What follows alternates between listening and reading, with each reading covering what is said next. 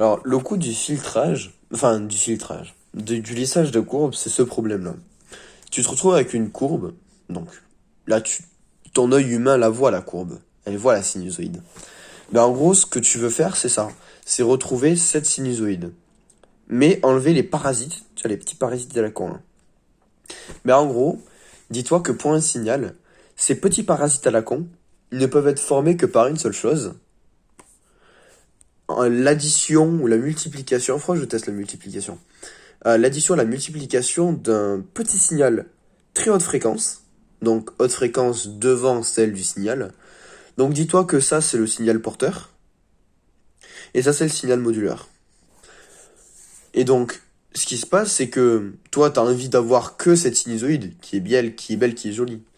Bah, si tu représentes ce signal, il est où? Sur un spectre, en gros tu vas avoir ça. Tu vas avoir clac, clac. Ça, c'est le signal bleu. Et ensuite, tu vas avoir une toute petite couille qui est là. Clic.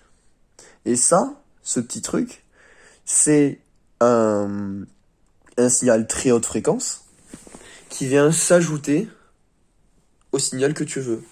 Et vu que toi, tu veux récupérer que celui-là, ce qui se passe, c'est que tu vas multiplier ce signal par un filtre passe bas, parce qu'en fait, tu as envie de couper ici. Et je sais que ça te perturbe, parce que j'allais faire ça. Mais je sais que tu vois mal ce que ça veut dire. Ce que je représente là, en gros, c'est que, hop, c'est que pour ton gain là,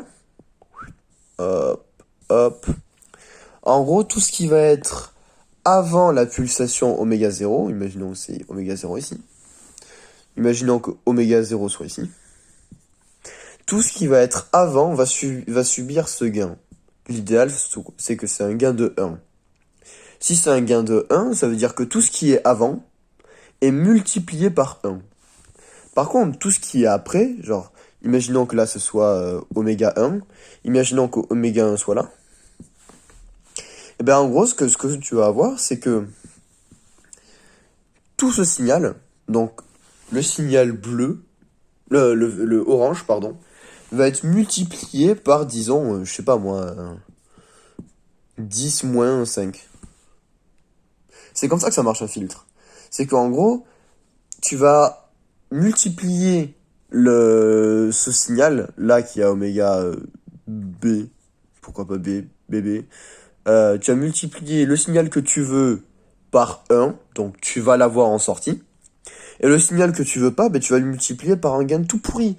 Du coup, ça fois 10 moins 5, ça fait un truc tellement petit que, à la fin, le signal que tu obtiens, c'est lui, mais avec lissé. C'est-à-dire qu'il n'y a plus toutes ces petites variations à la con. Voilà.